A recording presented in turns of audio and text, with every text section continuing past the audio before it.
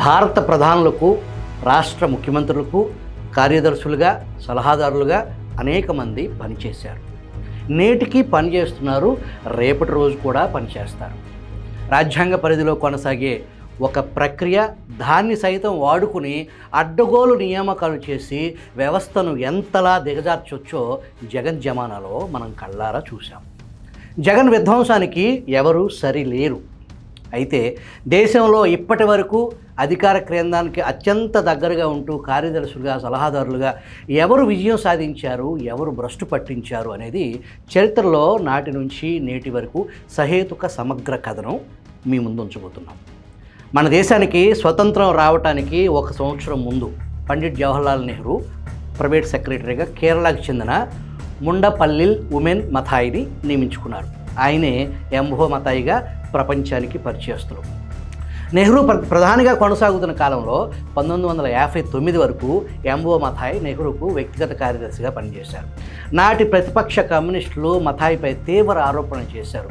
ఇప్పటి వరకు ఎవరూ చేయని అత్యంత పనికిమాలిన పని మథాయి చేశారు. అమెరికా గూఢచార సంస్థ సెంట్రల్ ఇంటెలిజెన్స్ ఏజెన్సీ సిఐఏకు ఏజెంట్గా పనిచేశారనే ఆరోపణ ఉంది. భారత ప్రధాని పిఏ సిఐఏ ఏజెంటా? అంతకంటే ప్రమాదకరమైన విషయం ఇంకోటి ఉంటుందా? 1959లో అవినీతి ఆరోపణలతో పదవి నుంచి తొలగించారు మథాయిని. ఇందిర ప్రధానిగా ఉన్న సమయంలో ఆమె దగ్గర క్లర్క్ కమ్ టైపిస్ట్గా పనిచేసిన పంజాబ్కు చెందిన రాజేంద్ర కుమార్ ధావన్, ఆయనే ఆర్కే ధావన్. కొద్ది కాలంలోనే ఇందిరాగాంధీకి వ్యక్తిగత కార్యదర్శిగా అత్యంత నమ్మకస్తుడిగా ధావన్ ఇందిర దగ్గర స్థానం సంపాదించుకున్నారు. దేశంలో ఎమర్జెన్సీ సమయంలో ధావన్ అసమానమైన ప్రతిభను ప్రదర్శించారు.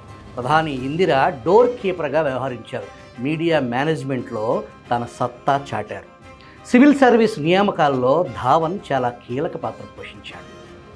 ఇందిర దారుణ హత్యకు ప్రత్యక్ష సాక్షి ధావన్.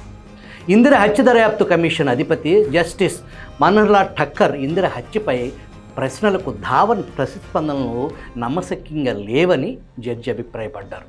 ఇందిర కుమారుడు రాజీవ్ గాంధీ మొదట్లో ధావన్ను పక్కన పెట్టినా ధావన్పై వచ్చిన ఆరోపణలు అసత్యాలని రాజీవ్ స్వయంగా తోసిపుచ్చారు. ఇందిరాగాంధీకి సలహాదారుడు కాబట్టి 1977లో జనతా పార్టీ ప్రభుత్వం హయాంలో ఆయన జైలు పాలయ్యారు. రాజకీయ నాయకుల పిఏలు, సెక్రటరీల గురించి మంచో చెడో ఎన్నో వార్తలు జనబాహుళ్యంలో చర్చించుకుంటారు. అదేవిధంగా ఎందరో అన్సంగ్ హీరోలు ఉంటారు. అటువంటి ఒక ధీరుడు, మేరు పర్వతం, స్వతంత్ర సమరయోధుల కుటుంబం నుంచి వచ్చిన ఆ మహనీయుడు మన తెలుగు బిడ్డ కావటం విశేషం. కృష్ణా జిల్లా ముదునూరులో పుట్టిన నాగులపల్లి భాస్కర్రావు అమెరికాలో సోషల్ ఇంజనీరింగ్లో పిహెచ్డీ చేశారు. ఆయన ఒక social scientist. Martin Luther king జూనియర్తో doctor Bhaskar Rao సమావేశం ఆయన ఎంచుకున్న మార్గం పూర్తి స్పష్టతతో, గుండె నిండా దేశభక్తితో 60 సంవత్సరాల క్రితం ఢిల్లీలో అడుగుపెట్టారు. కాకాని వెంకటరత్నం ప్రియ శిష్యుడే డాక్టర్ భాస్కర్రావు. నాటి నుంచి నేటి వరకు ఢిల్లీ భాస్కర్రావుగా ప్రపంచానికి పరిచయస్తులు. ఢిల్లీ కేంద్రంగా CMS India centre for media studies సంస్థను ప్రారంభించారు. దివంగత నేత వైఎస్ రాజశేఖర రెడ్డి, ముఖ్యమంత్రి నారా చంద్రబాబు నాయుడు మంచి స్నేహితులు అని చెప్పడానికి డాక్టర్ భాస్కర్రావు ఇల్లే ఒక సాక్ష్యం. ఇద్దరు మిత్రులు ఢిల్లీ వెళ్ళినప్పుడు తరచూ భాస్కర్రావు ఇంటికి వెళ్ళేవారు. ఢిల్లీలో కమ్మటి తెలుగు భోజనం, మాకు మామిడికాయ పచ్చడి కావాలి అని చంద్రబాబు అనేవారంట. ఇద్దరు మిత్రులు మంచి భోజనాన్ని ఆస్వాదించేవారు. నేడు చంద్రబాబు ఆహార నియమాలు నోరు కట్టేసుకుని ఉండటం మనలాంటి సామాన్యులకు సాధ్యపడదు. సరే, అసలు విషయానికి వద్దాం. కేంద్ర సమాచార ప్రసార శాఖకు సలహాదారుగా డాక్టర్ రావు పనిచేశారు. పంజాబ్ ఆల్ ఇండియా రేడియోలో సిక్కు ప్రార్థనా కార్యక్రమం ప్రసారం చేయాలనే డిమాండ్ సాధ్యాసాధ్యాలపై ప్రధాని ఇందిర నేతృత్వంలో ఒక ప్రత్యేక సమావేశం జరిగింది. అందులో పాల్గొన్న ప్రముఖుల్లో మన యువ తెలుగు తేజం భాస్కర్రావు కూడా ఒకరు. ప్రముఖులంతా అది మతపరమైన కార్యక్రమం కాబట్టి సాధ్యపడదు అని ప్రధాని ఇందిరకు సలహా ఇచ్చారు. మై డియర్ ప్రైమ్ మినిస్టర్, అది సాధ్యమే, అందులో తప్పేమీ లేదు. మనం మన సంస్కృతులను ప్రజలకు చేరవేయటంలో తప్పేముంది? మా బెజవాడ ఆల్ ఇండియా రేడియోలో ప్రతి ఉదయం శ్రీ వెంకటేశ్వర సుప్రభాతంతోనే కార్యక్రమాలు మొదలవుతాయి. వాట్స్ రాంగ్ ఇన్ దట్ అనేసరికి సమావేశంలో పూర్తి నిశ్శబ్దం. ఇందిర అందరి ముఖాలను తేరిపార చూసి yes this gentleman is right అన్నారు. అంతే, క్షణాల్లో ఆర్డర్ పాస్ అయింది. ఇందిర ఎమర్జెన్సీ విధించినప్పుడు ప్రపంచ పత్రికలో నాటి పరిస్థితుల గురించి ఇందిరపై వ్యతిరేక వార్తలతో విరుచుకుపడుతున్నాయి. ఆ దశలో కాంగ్రెస్ పెద్దలు ప్రభుత్వ ఆధ్వర్యంలో ఒక పత్రిక తీసుకొద్దాం, లేదా కాంగ్రెస్ పార్టీ ఆధ్వర్యంలో పత్రిక ప్రారంభిద్దాం, దాని ద్వారా ప్రపంచానికి మనం చెప్పాలనుకుంది చెబుదామని ఇందిరను ఒప్పించే దశలో నాగులపల్లి భాస్కర్రావు ఇచ్చిన సలహా, మీరు పెట్టించే పత్రిక స్వతంత్ర పత్రిక అయి ఉండాలి. స్వతంత్ర పత్రిక ద్వారా మాత్రమే మీకు ఎంతో కొంత మేలు జరుగుతుంది. మీ గురించి మీ పత్రికలో మీ డప్పు కొట్టుకోవటంలో ఉపయోగం లేదు అని సలహా ఇచ్చారు. అంటే మన సాక్షి పత్రిక మాదిరి, మన సాక్షి కాదు, శ్రీమతి భారతిరెడ్డి సాక్షి. నాడు భాస్కర్రావు సలహాతో విద్యా విలాస్ పూరి కుమారుడు లండన్ స్కూల్ ఆఫ్ ఎకనామిక్స్లో డిగ్రీ చదువుతున్న అరుణ్ పూరిని ఉండపలంగా ఇండియాకు రప్పించారు. నాడు స్థాపించిన సంస్థే నేటి ఇండియా టుడే పత్రిక. డాక్టర్ నాగులపల్లి భాస్కర్రావు ఇచ్చిన సలహాలకు శ్రీమతి ఇందిరాగాంధీ స్వయంగా పలుమార్లు కృతజ్ఞతా ఉత్తరాలు రాశారంటే డాక్టర్ రావు సలహాలు ఆమెను ఎంతలాగా ప్రభావితం చేసిందో అర్థం చేసుకోవచ్చు. ఇందిర జీవితంలో డాక్టర్ నాగులపల్లి ఆ ఒక్క సలహా ఆమె రాజకీయ జీవితాన్ని కొనసాగించడానికి, పోగొట్టుకున్న కాంగ్రెస్ పార్టీ ప్రతిష్టను తిరిగి పొందడానికి పనికొచ్చింది. ఏంటా సలహా?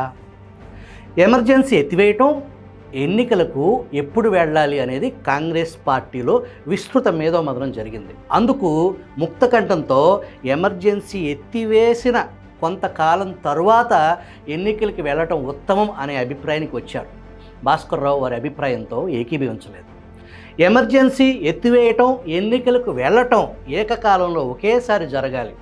మీరు ఎన్నికలకు వెళ్ళటానికి ఎంత లేట్ చేస్తే మీ పార్టీకి అంత తీవ్ర నష్టం జరుగుతుంది. ఏకకాలంలో ఎమర్జెన్సీ ఎత్తివేయటం, ఎన్నికలకు వెళ్ళటం ఒకేసారి జరిగితే మీకు లాభం చేకూరుతుంది అనే సలహా నాగులపల్లి భాస్కర్రావు ఇచ్చారు. అంతేకాదు, ఆ సమావేశంలో కాంగ్రెస్ పార్టీ భవిష్యత్తును కూడా ఇందిరకు వివరించారు. రాబోయే ఎన్నికల్లో మీ పార్టీ ఓడిపోవటం ఖాయం. ఆ తర్వాత వచ్చే ఎన్నికల్లో కాంగ్రెస్ పార్టీ విజయ దుందుబి మోగిస్తుంది అని సలహా ఇచ్చారు. డాక్టర్ భాస్కర్రావు గెలుపు ఓటమిపై కూడా ఖచ్చితమైన సలహా ఎలా ఇవ్వగలిగారు? స్వతంత్ర భారతావనిలో మొట్టమొదటి స్వతంత్ర ఎన్నికల సర్వే సంస్థను భాస్కర్రావు స్థాపించారు. మన తెలుగోడు, మన బెజవాడ యువకుడి సలహా నాడు ఇందిర స్వీకరించారు. 1977 మార్చి 21 అర్ధరాత్రి ఆల్ ఇండియా రేడియోలో ఎమర్జెన్సీ ఎత్తివేస్తున్నట్లు ప్రకటించారు. డాక్టర్ నాగులపల్లి భాస్కర్రావు జీవితం ఫలప్రదమైందనే చెప్పాలి. మరో భారత ప్రధాని పివి నరసింహరావు ఆయనకు సలహాదారుగా ఐఏఎస్ అధికారి పివిఆర్కే ప్రసాద్ కొనసాగారు. పివికి చాలా మంచి పేరు తెచ్చిపెట్టారు. ప్రసాద్ కూడా తనకు తాను మంచి పేరు సంపాదించుకున్నారు.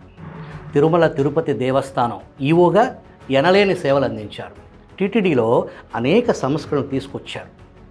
ఆయన జీవితాన్ని ధన్యం చేసుకున్నారు. ఉమ్మడి రాష్ట్రంలో ముఖ్యమంత్రిగా పనిచేసిన డాక్టర్ వైఎస్ రాజశేఖర రెడ్డి ప్రభుత్వానికి సలహాదారుగా నియమింపబడిన కేవీపీ రామచంద్రరావు రోల్ ఏంటి? పనికిమాలిన సలహాలు ఇచ్చారా, పనికొచ్చే సలహాలు ఇచ్చారా అని పరిశీలిస్తే రాజశేఖర రెడ్డి ప్రతిష్టను పెంచడానికి కేవీపీ ఒక షాక్ అబ్జర్వర్గా పనిచేశారు. ముఖ్యమంత్రి పాలనా వ్యవహారాల్లో తల మునకలై ఉంటారు కాబట్టి అందరినీ కలుసుకోవటం సాధ్యపడేది కాదు. రాజశేఖర రెడ్డిని కలుసుకోవాలనుకునే వారికి కేవీపీ రామచంద్రరావుని కలిస్తే రాజశేఖర రెడ్డిని కలిసినట్టే. వారి వినతులను సానుకూలంగా వినటం, వేగంగా పనులు చేయించటంలో రాజశేఖర రెడ్డి వ్యక్తిగత ప్రతిష్టతో పాటు కాంగ్రెస్ పార్టీ ప్రతిష్ట కూడా పెరిగింది. రాజశేఖర రెడ్డిని అభిమానించే ప్రతి ఒక్కరూ దాదాపు కేవీపీని కూడా అభిమానించేవారు. వైఎస్ బహిరంగంగానే కేవీపీ నా ఆత్మ అని గర్వంగా ప్రకటించుకున్నారు. కేవీపీ తెర వెనుక చక్రం తిప్పేవారు, తెర ముందు వైఎస్ కనిపించేవారు. కేవీపీ తన స్నేహితుడు వైఎస్ బ్రతికి ఉన్నంత వరకు వైఎస్ ప్రతిష్టను పెంచడానికి అనునిత్యం పనిచేశారు. వైఎస్ మరణం తర్వాత కేవీపీ ప్రభ మసకబారింది. వైఎస్ జగన్ తన తండ్రి ఆత్మను పక్కన పెట్టేశారు. అది వేరే గోల, మనకిక్కడ అంత సమయం లేదు. ఆంధ్రప్రదేశ్ ముఖ్యమంత్రిగా పనిచేసిన జగన్ ప్రభుత్వానికి సలహాదారుగా సజ్జల రామకృష్ణారెడ్డి నియమింపబడ్డారు. ఆయన గారు కేవలం సలహాదారుగా మాత్రమే కాదు, సకల శాఖ మంత్రిగా పేరు గడించారు. తెర వెనుక జగన్, తెర ముందు సజ్జల. అధికారం ఎలా చెలాయించవచ్చో దేశానికి పరిచయం చేసిన వ్యక్తి. ఈనాడు పత్రికలో ఒక జర్నలిస్ట్గా తన ప్రయాణాన్ని ప్రారంభించిన సజ్జల సాక్షి బాధ్యతలు స్వీకరించడం నుంచి సకల శాఖ మంత్రి వరకు ఎదిగారు. ఆయన ఇచ్చిన సలహాలు ఏంటో మనకు తెలియదు. పగలో రాత్రి లెక్క పెడితే 10 ఏళ్ల విధ్వంసం, మరో 30 ఏళ్ల తిరోగమనం పాలనలో అందిన కాడికి దోచుకు తిన్నారు. మొన్న జరిగిన ఎన్నికల్లో వైసీపీ దారుణ ఓటమి పాలైంది. జగన్ రెడ్డిని అభిమానించేవాళ్ళు సజ్జల మీద విరుచుకుపడ్డారు. మొత్తం సజ్జలే చేశాడు, పార్టీని సర్వనాశనం చేశాడు అనే విమర్శలు సొంత పార్టీ నేతల నుంచే ఎదుర్కొంటున్నారు. ఆంధ్రుల చరిత్రలో సలహాదారుడు అనేవాడు ఎలా ఉండకూడదు అనే దానికి అతి పెద్ద ఉదాహరణ సజ్జల సొంతం చేసుకున్నారు.